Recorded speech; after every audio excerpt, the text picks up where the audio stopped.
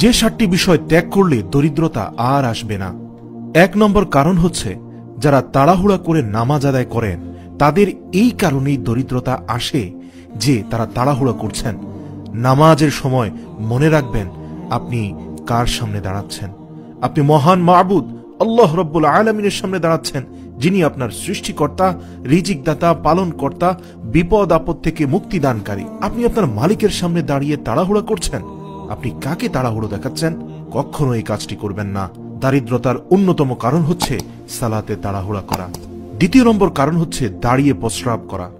যারা দাঁড়িয়ে প্রস্রাব করেন তারা আজই এই কুঅভ্যাসটি ছেড়ে দিন। এটি শয়তানের অন্যতম একটি রাস্তা। এই রাস্তায় দারিদ্রতা আসে।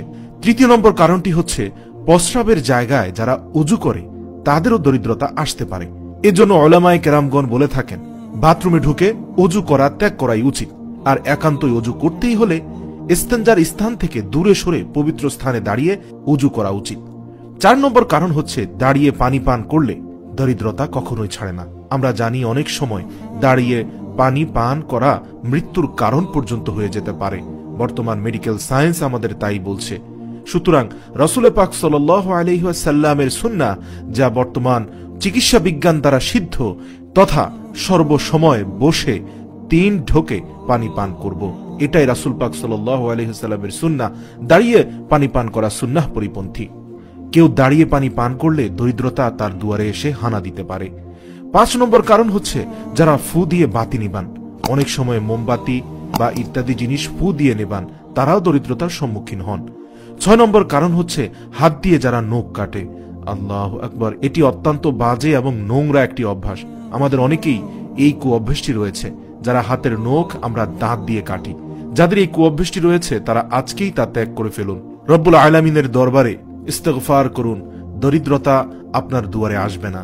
যদি ত্যাগ না করে এই কাজটি করেই যেতে থাকেন তাহলে দরিদ্রতা আপনার দুয়ারে হানা দিতেই থাকবে। 7 নম্বর কারণ হচ্ছে, যারা খাবার দাবারের পরে পরিধেয় বস্ত্র দ্বারা মুখ সাফ করে।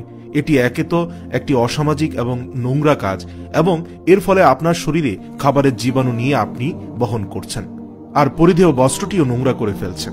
রুচিশীল মানুষরা এই কাজটি করে না, কিন্তু তারপরেও যদি কেউ করে থাকেন এই বদভ্যাসটি ত্যাগ করবেন। খাবারের পরে গায়ে পরিধেয় কোনো বস্ত্র দিয়ে মুখ হাত মুছবেন না। এই কুঅভ্যাসটির জন্য দরিদ্রতা আমাদের মাথার উপরে ভর করে বসে। সুপ্রিয় আলোরপথের যাত্রীবৃন্দ, এই 7টি বিষয় আপনারা ত্যাগ করে ফেলুন।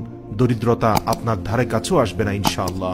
আর হালাল উপার্জনের জন্য আল্লাহ রাব্বুল আলামিনের দরবারে প্রতিনিয়ত সিজদায় গিয়ে দোয়া করতে থাকুন। নিঃসন্দেহে সিজদার মাধ্যমে আল্লাহ রাব্বুল আলামিনের সবচেয়ে নিকটে পৌঁছে যায় তার গোলাম। তাই মাবুদের দরবারে চোখের পানি ফেলে সিজদায় লুটিয়ে পড়ে আল্লাহ রাব্বুল আলামিনের কাছে নিজের মনের বাসনা, আকুতি, মিনতি সকল কিছু উপস্থাপন করুন। ইনশাআল্লাহ তিনি সবার ডাক শুনেন, তিনি অবশ্যই আপনার দোয়া কবুল করবেন।